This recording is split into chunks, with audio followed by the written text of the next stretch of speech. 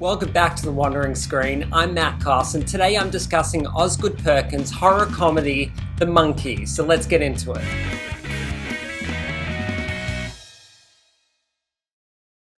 The Monkey is the follow-up to Osgood Perkins' 2024 horror thriller, Longlegs. It follows twin brothers who inherit a sinister, wind-up toy monkey with a deadly secret it kills when wound up. After a series of gruesome deaths, the brothers dispose of the toy only for it to resurface years later, forcing them to track it down and put an end to its reign of terror. The film opens with a bloodied pilot, Adam Scott, desperate to rid himself of the toy monkey. Standing at around 2 feet tall, the toy has a menacing design with a wide mouth full of teeth that are revealed once it's activated. The frantic pilot brings it to a pawn shop, but the shop owner dismisses its potential danger. As the toy begins to play its drums, a sudden arrow shoots, killing the store owner by pulling its guts out across the store.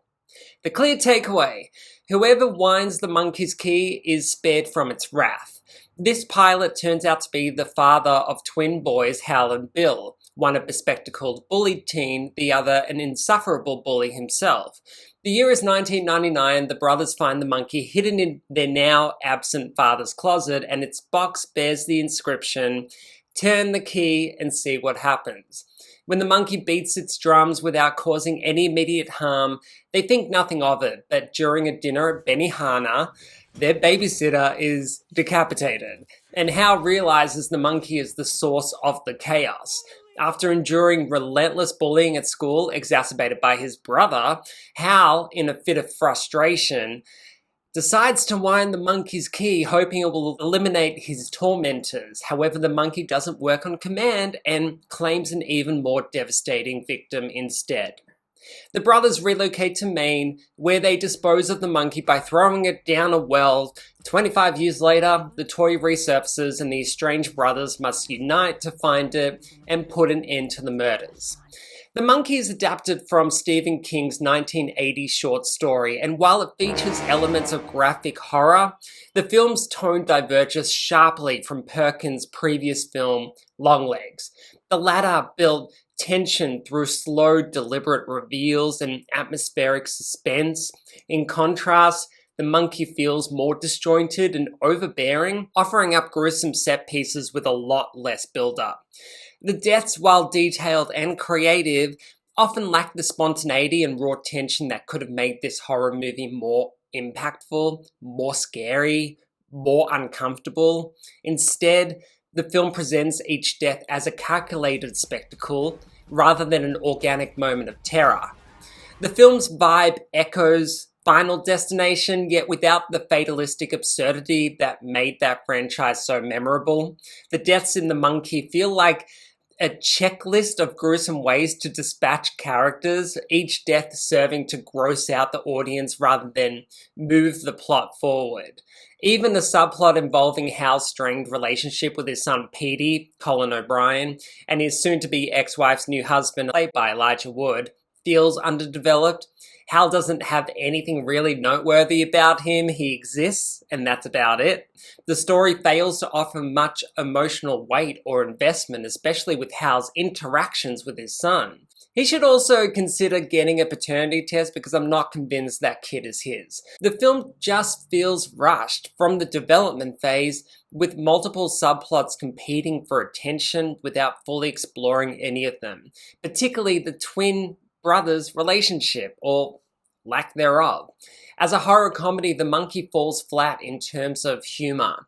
The moments that are supposed to be comedic, like the brothers' silly handshake or a clueless thrasher, unconcerned with wielding his loaded gun, feel superficial and pretty underwhelming.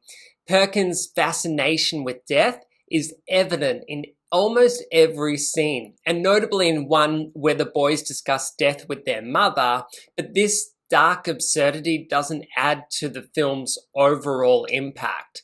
The film also seems torn between two time periods, set in 1999 and 2024. It sometimes feels as though it was meant to take place in the 80s. That vintage aesthetic feels almost every frame like it could exist in the same universe as Longlegs, though that might be a reach on my part. Theo James is not exactly the first choice for a nerdy, glasses-wearing loser. We know those muscles are there, sir. While he handles the physical comedy well, like recoiling at a woman diving into a pool with a live wire, his character is underwritten and he has little to do. Hal's passive attitude towards his family's complicated situation is not quite the riveting ride it might have been with a few more drafts. What The Monkey does have going for it, Perkins' directorial vision. He takes bold swings, delivering creative death scenes in an ominous atmosphere, though the film's reliance on shock value over character development ultimately leaves it feeling hollow. The cinematography by Nico Aguilar is striking, with lingering static shots that echo the tension in Longlegs, and the soundtrack, like Nina Simone's I Shall Be Released, adds a unique touch that almost feels a little bit Tarantino. At the very least, Perkins is experimenting with his craft, and his ambition is evident.